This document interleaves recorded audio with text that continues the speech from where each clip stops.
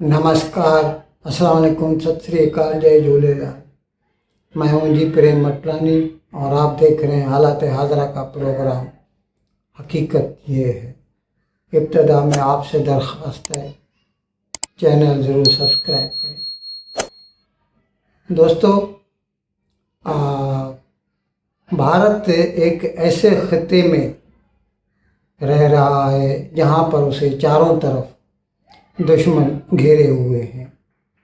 मगरब की तरफ पाकिस्तान, वो तो 47 से ही उसने भारत से दुश्मनी शुरू कर दी। जैसे ही पाकिस्तान बना, पहला काम उसने किया, कश्मीर के ऊपर हमला कर दिया। फिर बाद में 58 में चीन आ गया, 62 में उसके साथ जंग हुई, और तो और 71 में मशरकी पाकिस्तानियों को पाकिस्तान के मजालिम से बचाने की वजह से भारत ने अपनी पूरी कुव्वत झोंक दी और फिर मशरकी पाकिस्तान बांग्लादेश बन गया। आज तकरीबन 52-53 साल गुजर चुके हैं। उसके बाद वही मशरकी पाकिस्तान जो बांग्लादेश बना और जिनको आज़ादी मिली भारत की कोशिशों की वजह से, भारत की कुर्बानियों की वजह से, आज वो भी हमें आंखें दिखा रहा है और दुश्मन की ज़ुबान से बोल रहा है, पाकिस्तान से दोस्ती कर रहा है। खैर, मैं बता रहा था कि ये ज़मीनी हक़ाइक़ हैं, ग्राउंड रियलिटीज़ हैं, which we cannot ignore at any cost. और अगर हमने इग्नोर किया तो वो हमारे लिए मुहल्लिक या घातक साबित हो सकते हैं। अच्छा, आजकल जो जंग का तरीका है ना, वो भी बहुत बदल चुका है। पहले के ज़माने में फाइटर जेट होते थे, आज फाइटर जेट तो हैं लेकिन बहुत कम। अब उसकी जगह जो है दूर तक जाने वाले मिसाइलों ने ले ली है, रॉकेटों ने ले ली है। हजार किलोमीटर दूर से लोग एक मिसाइल फेंक कर किसी को तबाह बर्बाद कर सकते हैं, हवाई जहाज़ की ज़रूरत ही नहीं। और तो और ऐसे ड्रोन बन गए हैं, छोटे छोटे 20-25 किलोमीटर की दूरी तक जाकर बम फेंक सकते हैं, रसद फेंक सकते हैं, अपने फौजियों को माल पहुंचा सकते हैं। या फिर जैसे पाकिस्तानी पंजाब से ड्रग्स की स्मगलिंग हो रही है, हीरोइन जो है ना पाकिस्तान से भारत के पंजाब में भेजी जा रही है, और हथियार भी उसके साथ, कलाशनिकोव भी। तो वो मैं अर्ज़ कर रहा था, आजकल जंग की सूरत हाल बदल चुकी है, और बदलती सूरत हाल के साथ साथ अगर कोई मुल्क अपने आप को नहीं बदलता, one has to reinvent herself, हमेशा ऑलवेज ऑन योर टोज। तो इस सिलसिले में भारत ने कल एक DEW, डायरेक्टेड एनर्जी वेपन, ये लेज़र वेपन है, उसका एक कामयाब तजुर्बा किया। आंध्र प्रदेश के साहिल से, कुरनूल से कल ये एक ट्रक पे माउंटेड ये जो है लेज़र वेपन है, DEW जिसे कहते हैं, इससे एक लेज़र बीम बनती है और वो इतनी ताकतवर होती है।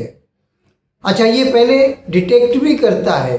अभी ये कल जो किया ना, इसकी कैपेसिटी थी 30 किलोवाट, 30 किलोवाट, और ये 25 किलोमीटर दूर से भी कोई भी ऐसी हवाई चीज़ आती, जैसे ड्रोन है, मिसाइल है, रॉकेट है, फाइटर प्लेन है, उसको हवा में डिटेक्ट करके और उसके ऊपर मूविंग सब्जेक्ट पर भी मैं बता रहा हूँ, नॉट स्टेडी, उसको डिटेक्ट करके उसके ऊपर लेज़र बीम फेंक कर उसे तबाह कर सकता है।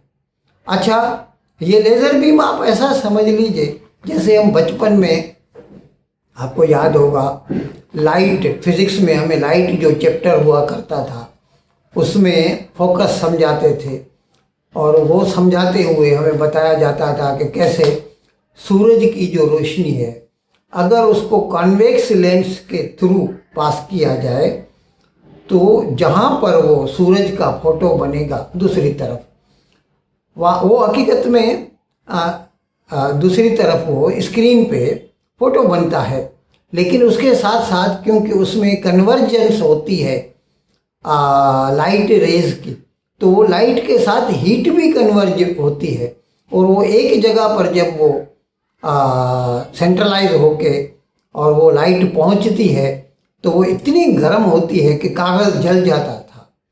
आप ये ऐसा ही समझ लीजिए, या फिर आप ऐसा समझें कि अमेरिका की फिल्में आती थी स्टार वार्स, यानी जिनमें ये लेज़र बीम के ज़रिए एक दूसरे के ऊपर हमले किए जाते थे। अब भारत ने ये कैपेसिटी हासिल कर ली। अच्छा, इसमें दूसरा ये भी फ़ायदा है कि आमतौर पर हम कोई भी चीज़ उड़ाना चाहते हैं, अभी जैसे ज़मीन से हवा में उड़ने वाला हवाई जहाज़ हो गया, ड्रोन हो गया, रॉकेट हो गया, मिसाइल हो गया, तो वो जो है उसके लिए हमें एक्सप्लोसिव मटेरियल चाहिए होता है, गोलियां चाहिए, बमबार मादा चाहिए जो उसको उड़ा सके, जबकि यहाँ पर इसकी कोई ज़रूरत नहीं। ये सिर्फ एनर्जी है, इसीलिए इसको DW कहा जाता है, डायरेक्टेड एनर्जी वेपन जो है।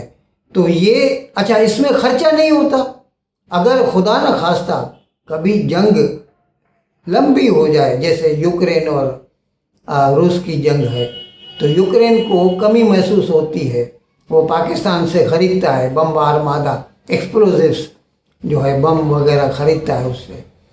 यहाँ पर अगर हमें ऐसे लेज़र व्हीकल्स अगर मिल जाएं, बन जाएं हमारे पास इतने, तो हमें उतना एक्सप्लोसिव मटेरियल भी इस्तेमाल नहीं करना। ये रीयूजेबल है। इसकी मैंने कैपेसिटी बताया 25 किलोमीटर तक मार कर सकती है। और ये जो कैपेसिटी है ना, ये जो टेक्नोलॉजी है, दुनिया में सिर्फ 4 मुल्कों को है। अमेरिका है, रूस है, यूनाइटेड किंगडम है और चीन है, और किसी को नहीं है। फ्रांस को भी नहीं, जर्मनी को भी नहीं, जापान को भी नहीं। अब उसमें हिंदुस्तान भी शामिल हुआ। पहले हमारे पास थे छोटे वाले 1 या 2 किलोवाट के, लेकिन उसकी कैपेसिटी क्या है, 1-2 किलोमीटर तक दूर मार करता था। अभी हमने 30 किलोवाट का बनाया है जो कि 25 किलोमीटर तक मार कर सकता है। अब हमारा काम होगा, और कर रहे हैं, we are on our way to do it, 100 kilowatt का जो बनाएंगे DW, जो कि फिर हमें 100 किलोमीटर दूर तक मार करने की कैपेसिटी रखेगा।